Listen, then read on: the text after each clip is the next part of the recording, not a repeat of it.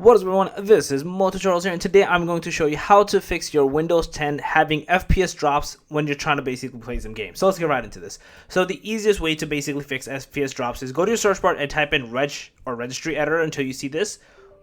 Once you have this open up, we're gonna previous tutorial had a bunch of stuff open.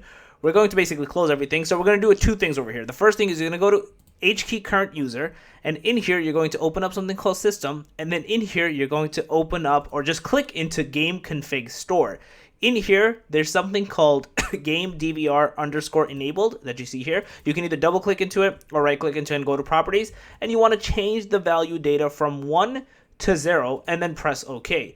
Once you've done that, we're going to move on to the next step, which is basically going to go into H key local machine. And then, again, I had a couple of stuff open. You want to go into software.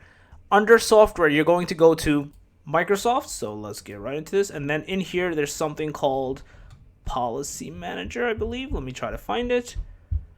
Wait 1 second. All right, I'm blind. Nope, I found it right here. Then you want to open up default. And then in here, you're going to open up. You don't need to open up. Yeah, default is, let's see. There's a lot of folders.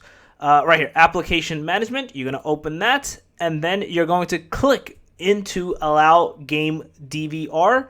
And in here, you're going to basically click into the file called where it says value right here. And same thing, double click as the last time.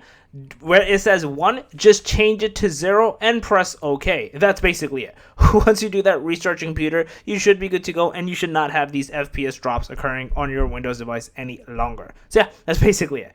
If you guys have a video, please smash it up, go to the channel, make sure to subscribe, click that notification bell, and that one tutorial is out. Peace.